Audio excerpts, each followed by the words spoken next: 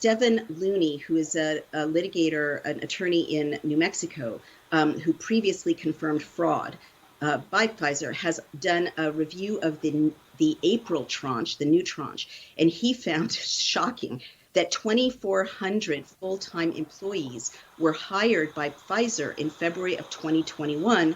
because just in the 3 months previously, since the vaccines were rolled out December 1st, 2020, to 3 months later, February 28th, 2021, they found, quote unquote, Pfizer's words to the FDA, quote, a large number of adverse events,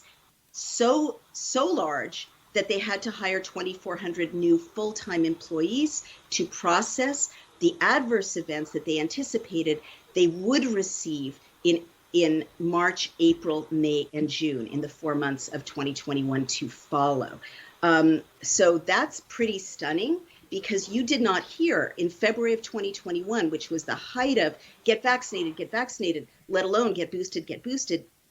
You did not hear that there were so many adverse events in Pfizer's internal reviews that they had to hire 2,400 new full-time employees to deal with the paperwork and the data processing they expected due to the anticipated volume of adverse events. So if that's not enough of a bombshell,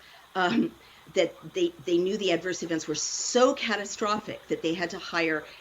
thousands of new employees just to process the paperwork of the adverse events they were expecting by continuing to inject this dangerous solution in the upcoming 4 months. And this so implicates the FDA, by the way, in a massive crime and cover-up. But what's really interesting, Mr. Looney compared the redacted and unredacted documents, because there was a redacted version of this released in March of 2022, last month, and then they re-released an unredacted version of it just now in April 2022. And that's really important that they hid it. And so the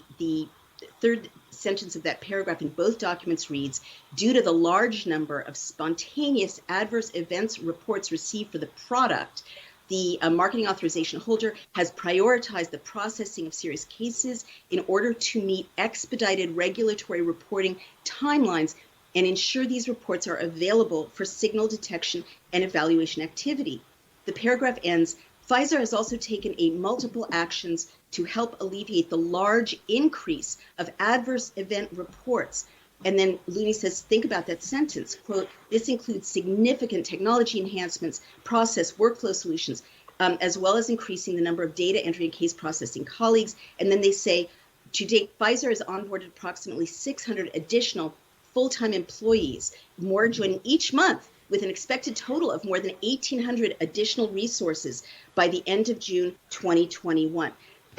I mean, they hid, they concealed, they redacted from disclosure forced by a court the fact that they were processing so many adverse events in the first 3 months of the release of this injection through emergency use authorization that they had to hire 2,400 new employees. They hid that, they concealed it, and then when,